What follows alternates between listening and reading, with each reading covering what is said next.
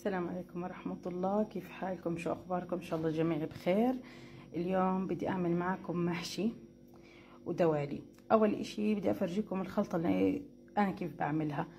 أول إشي للكوسة بدنا رز مصري قصير الحبة. أنا راح أخلط كل الرز مع بعض. راح أحط ضمتين نعناع وضمتين بقدونس، هيك راح أخلطهم مع بعض وأرجع لكم. طبعا هيك بعد ما خلطت الرز بالنعناع والبقدونس وبس افرم النعناع والبقدونس، انا بحط معاهم كمان راسين بصل. هسه بدي اقسم الحشو لنصين، نص بدي اعمله للدوالي ونص بدي اعمله للمحشي. استنوا شوي، هسه بدي اخلص وارجع لكم. هيك بعد ما عملت الرز هسه بدي اضيف انا حشوة الكوسة، بدي احط عليها لحمة مفرومة. بسم الله. خلط اللحمة فيها. طبعا اللحمة المفرومة انا ما بحط عليها، بحط بس زيت نباتي، وبحط ملح وكزبرة وفلفل اسود. ما بحب اضيف بهارات، بس هيك. هاي لحشوة ايش؟ الكوسة. تمام. طبعا الكوسة انا هون حفرته وخلصته، راح اعمل الدوالي وافرجيكم الخطوات.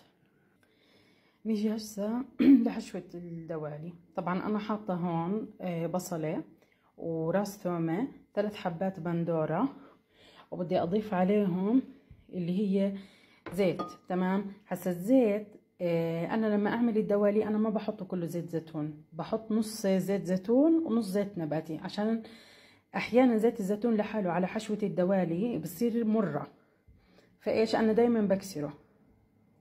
طبعا هسه بس اضيف انا الزيت بدي كمان احط كاسة مي واحدة سخنة في نفس الكاسة اللي حطيت فيها الزيت عشان تتحرك الخلطة بالخلاط. بسم الله. تمام. هسا شوفوا البهارات اللي انا بدي استعملها. بدي انا بدي ملح، كزبرة، فلفل اسود، يهوة عربية. ممكن تستغربوا بس اليهوة معها كثير زاكية، تعطيها حموضة. نص معلقة هيل، معلقة حامض ليمون، زنجبيل، بصل بودرة، ثوم بودرة، وعندي كاري وعندي ماجي، وكمان بدنا نضيف معلقة كرفة مطحونة. هسه طبعا بعد ما ضفت الكرفة بدي احط مية البندورة. تمام. بدي احطه كامل كله، حطيه راح يكون، شوفي كيف راح يطلع طعم الدوالي معاكي ماسكة. بعد ما ضفت المكونات بدي احط دبس الرمان. وفي كمان شغله بدي احكي لكم اياها، انا اجاني تعليق انه انت يعني انه في ناس مجرب الوصفات بس انه بتشرحي بالتفصيل. هسه شوفوا انا بشرح بالتفصيل. ليش؟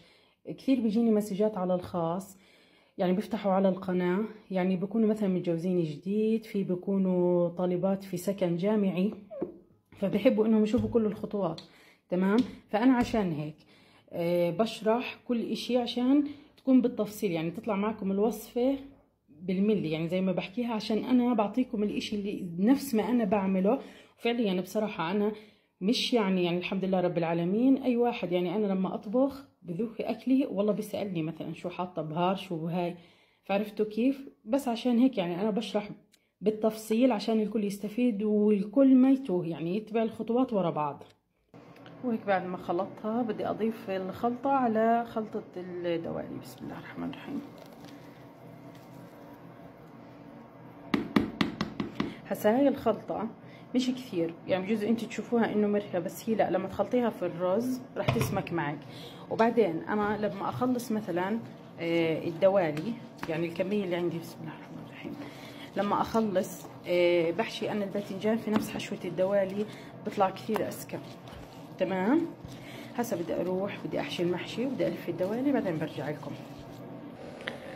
هسا هون انا في الطنجرة قبل ما الف الدوالي بحب احط حبة بطاطا وبصل وبندورة، ومن نفس الخلطة اللي انا حطيت على الدوالي، بحب كمان احط عليهم زيت زيتون هيك شوي. تمام. هسا بدي الف الدوالي، راح اخلص وارجع لكم. وهيك بعد ما خلصنا لف اجى وقت الطبخ. طبعا باذنجان والكوسة والبطاطا انا بحطهم كلهم في نفس الطنجرة. هسه طبعا هيك بدي استنى عبين ما يغلوا، بعدين بدي اضيف عليهم البهار. تمام. طبعا الدوالي هون انا حطيت ملح وكزبرة وفلفل اسود وزيت زيتون ورشة ماجي، ولما يصير لها ساعة الطنجرة على الغاز راح احط عليها مية بندورة برضو بتعطيها حموضة. تمام. اخلص افرجيكم. بعد ما مر على الدوالي ساعة على الغاز بدي احط نص كاسة زيت زيتون، معلقة ماجي كبيرة، معلقة صغيرة حمض الليمون، اللهم صل على سيدنا محمد 4 معالق رب البندورة، وبحركهم مع بعض مع معلقة كزبرة. تمام. هسا هاي الخلطة بدي أديرها على الدوالي.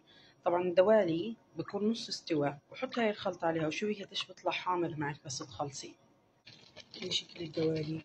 بسم الله. طبعا صار له ساعة. هسا بدي أدير عليها هاي الخلطة. بسم الله الرحمن الرحيم. وبرجع بتركه. شوفي قديش راح يطلع معك حامض الدوالي، طعمه بشهي. تمام. هسه طبعا هيك بعد ما درت انا الخلطة عليه بدي اتركه على بال ما يرجع يستوي على الاخر، بعدين بطفي تحتيه. بس هيك بعد ما استوى المحشي بدي اعصر البندورة واحطها عليه. في ناس بتحط رب البندورة لحالي، انا ما بحب. انا بحب اعصر بندورة، بحط بندورة بعدين بحط رب البندورة على فقرة الدوشة. راح اخلطهم وارجع لكم. هسه هيك بدي ادير المي. بسم الله. طبعا بدك تكوني متأكدة انتي انه المحشي كله مستوي من برا ومن جوا. بده هسه تقريبا نص ساعة على الغاز، ترجع بتتأكدي تشوفي مستوي ولا لا. بسم الله الرحمن الرحيم. هسه بدي اترك البندورة تغلى معه. انا هسه ما بدي احط مية البندورة، اول اشي رح اترك هاي البندورة تغلى معه منيح. بس تغلى البندورة بعدين بضيف مية البندورة بعد ما اتأكد انه كل اشي استوى 100. هسه بعد هيك عفوا هيك بعد ما غلت البندورة عندي بدي ارجع اضيف ملح وكزبرة وفلفل اسود. تمام.